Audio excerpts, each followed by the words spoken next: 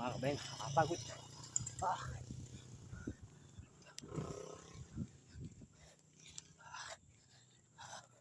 grabe. Kung magja-jogging ka ng ganito, naka-video pa. Tapos tuloy-tuloy pa mula baba hanggang taas.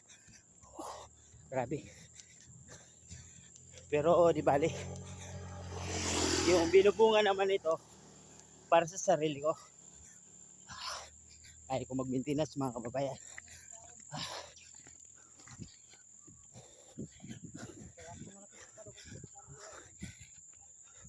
Yan. Mas lalo nakakapagod. Ah. Pag hindi ka atleta, huwag mong gagawin to. Gagayahin to. Ah.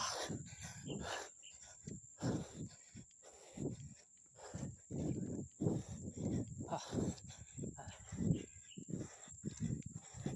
Dalawang linggo yata hindi ako ni-jogging. Yan lang ulit.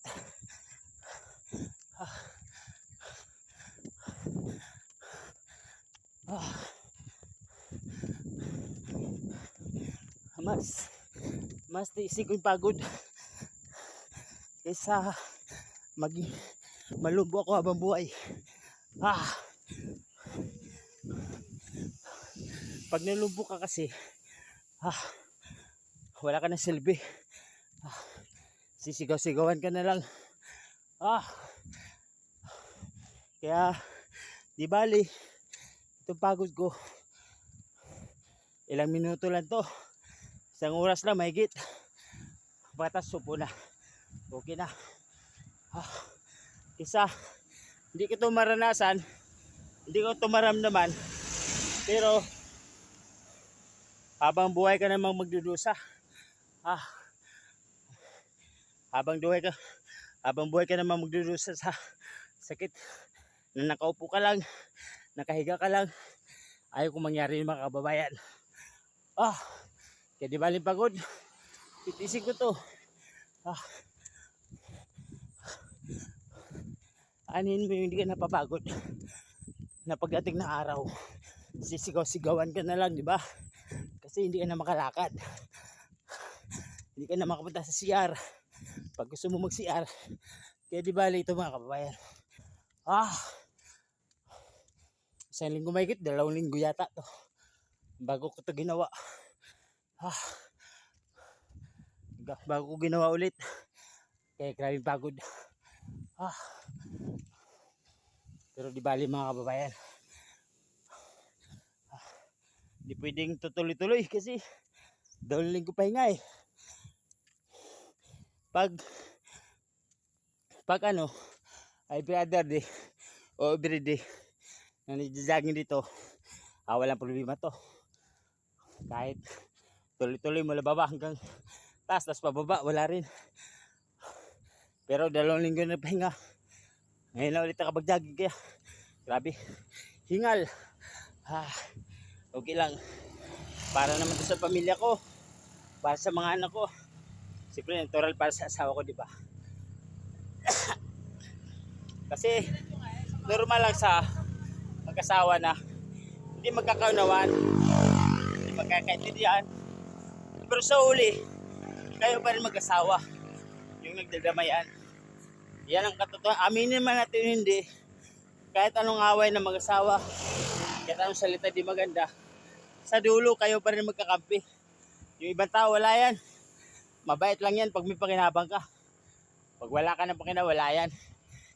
Aminin man natin hindi, pero yung katotohanan. Kaya ako, ayaw kong maging malamtang gulay, ayaw kong magyabang, kasi hindi natin kilala ang Panginoon. Baka bigla kang pitikin ng Panginoon, patay ka. Ay sa akin naman,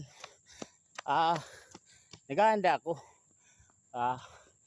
Kasi sabi rin naman ng Biblia kung sino sisira sa templo ng Diyos, sisirain din ng Diyos, di ba?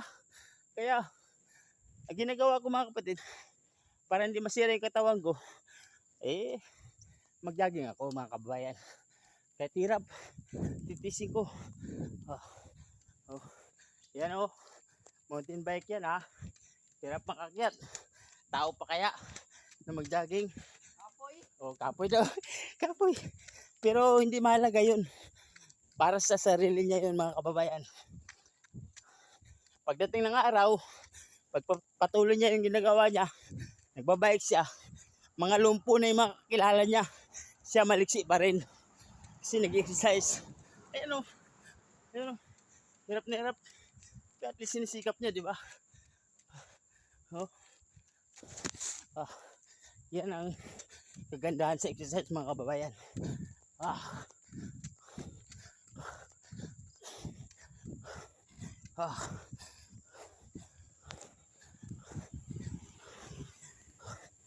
Ah.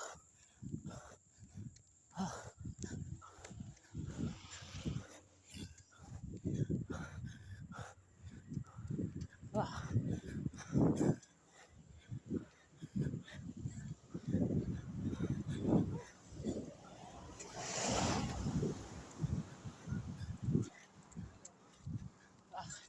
Grabe bangin, mga kabayan. Kung hindi talaga kaya pag dalawang linggo kang hindi dalawang linggo ka nagpahinga, hindi talaga kaya tuloy-tuloy. Pinapakita ko lang yung video, mga kababayan, kasi gusto ko ma-inspire kayo. Di bali mahirapan, at least para sa sarili naman, di ba? Makain ko yung gusto kong kainin kung pag may pira ako. Pero subukan mo, huwag mong gawin to. Sabihin ko sa'yo, limitado lang kakainin mo, saka uulamin mo. Pero pag nag-jogging ka, no problem yan. Kahit paano uulamin mo. Ini-inspire ko lang kayo, mga kabayan, kasi kawawa ang tao na naghihirap.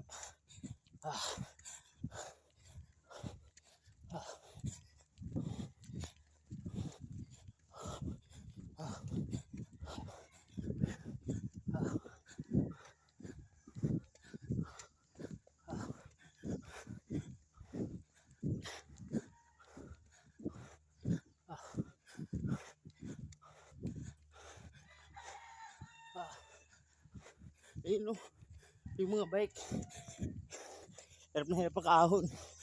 Ibig sabihin, bangin talaga.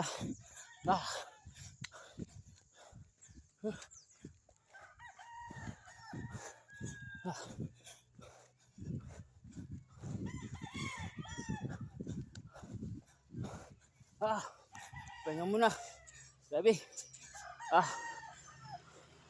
dalawang linggo hindi nag-jogging, dalawang linggo ensayo, kaya ito yung kaibahan, mga kababayan, ng nag-ensayo.